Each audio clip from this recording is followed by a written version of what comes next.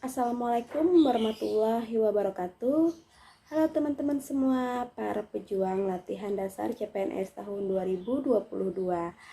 Perkenalkan, nama saya Nila Kurnia, CPNS Kabupaten Barito Kuala yang merupakan peserta latihan dasar CPNS tahun 2022 untuk golongan 3, angkatan 30, kelompok 4 dengan nomor NDH 33 BPSDMD Provinsi Kalimantan Selatan.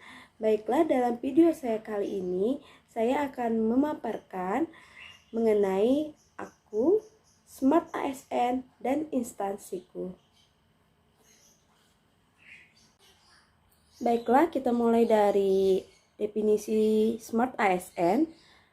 Smart ASN adalah ASN yang kompetensi, kinerja, serta profesionalismenya yang tinggi, sehingga mampu beradaptasi dan semakin responsif terhadap perubahan dan pencapaian tujuan organisasi. Maka ASN memerlukan kemampuan yakni literasi digital.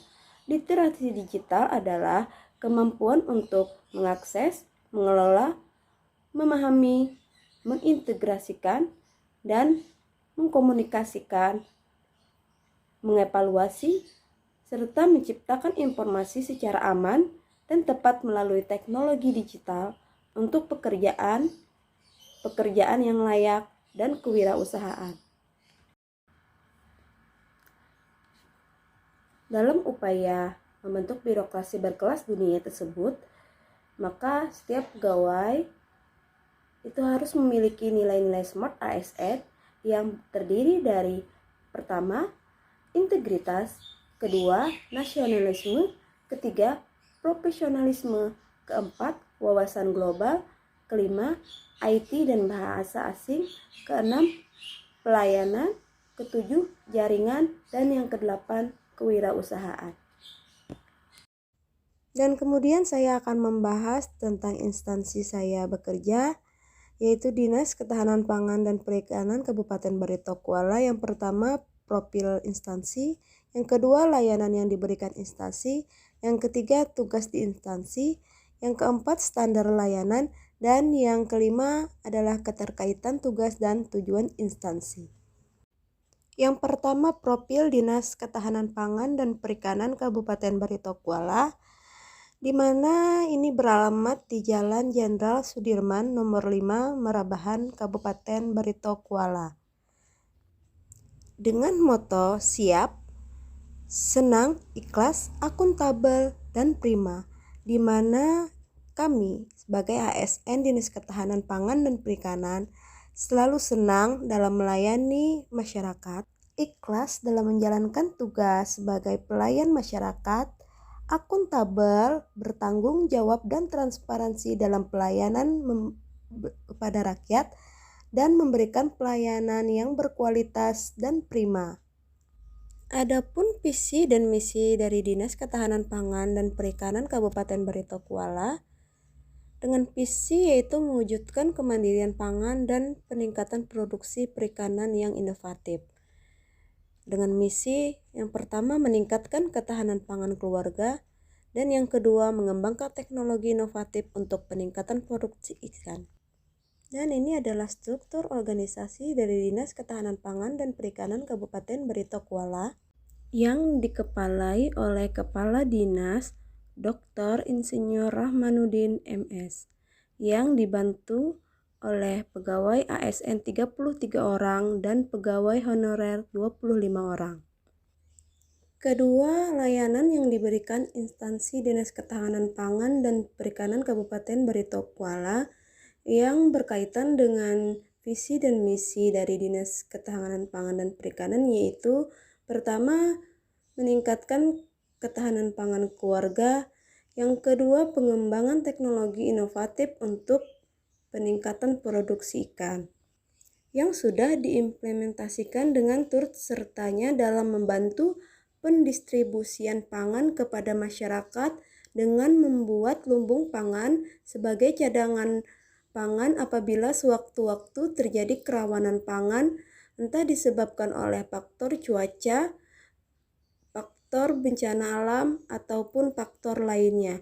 Kemudian membantu penyediaan sayur mayur di tingkat rumah tangga untuk pemenuhan gizi ibu hamil dan balita serta sebagai upaya penurunan angka stunting. Dan yang kedua dengan memberikan hibah benih ikan dan juga alat tangkap baik itu melalui cara sosialisasi budidaya ikan dan cara tangkap ikan untuk meningkatkan produksi ikan. Kemudian yang ketiga yaitu tugas saya di instansi Dinas Ketahanan Pangan dan Perikanan, yaitu sebagai analis akuntabilitas kinerja aparatur, di mana di sini tugas saya yang pertama menyiapkan bahan evaluasi capaian kinerja pelaksanaan program-program yang telah ditetapkan untuk mencapainya visi dan misi Dinas Ketahanan Pangan dan Perikanan. Yang kedua, mendokumentasikan informasi sakit dinas ke website sebagai bentuk dari akuntabilitas dinas kepada pemerintah. Dan yang ketiga, menyusun laporan kinerja fisik dan keuangan. Keempat, penatausahaan keuangan bulanan dan triwulan. Kelima, mengumpulkan dan menyusun dokumentasi evaluasi implementasi SAKIP. Keenam, menyusun dokumen perencanaan dan penganggaran serta melaksanakan tugas lainnya yang diberikan baik lisan maupun tertulis untuk kelancaran pelaksanaan tugas. Keempat, standar layanan yang saya berikan kepada Dinas Ketahanan Pangan dan Perikanan yaitu pertama, mampu membuat bahan rapat evaluasi capaian kinerja pelaksanaan program. Yang kedua, mampu mendokumentasikan informasi SAKIP dinas ke website. Yang ketiga, mampu menyusun laporan kinerja fisik dan keuangan. Keempat, mampu penatausahaan keuangan bulanan dan triwulan. Kelima, mampu mengumpulkan dan menyusun dokumentasi evaluasi implementasi SAKIP. Yang keenam, mampu menyusun dokumen perencanaan dan penganggaran. Dan yang ketujuh, mampu melaksanakan tugas lain yang diperintahkan oleh atasan sesuai dengan lingkup pekerjaan saya. Dan yang terakhir yaitu keterkaitan tugas dan tujuan instansi di Dinas Ketahanan Pangan dan Perikanan, yaitu saya sebagai analis akuntabilitas kinerja aparatur harus berpedoman pada moto, visi, dan misi dari Dinas Ketahanan Pangan dan Perikanan. Karena dalam sistem akuntabilitas kinerja, instansi pemerintah adalah sebagai indikator dalam mengukur suatu keberhasilan program yang telah direncanakan, diimplementasikan, dan dievaluasi sebagai bentuk capaian kinerja suatu instansi dan merupakan bentuk pertanggungjawaban dinas kepada pemerintah. Sekian pemaparan singkat dari saya mengenai aku, Smart ASN, dan instansiku. Mohon maaf jika masih banyak kekurangan dan kesalahan dalam perkataan. Terima kasih banyak. Wassalamualaikum warahmatullahi wabarakatuh.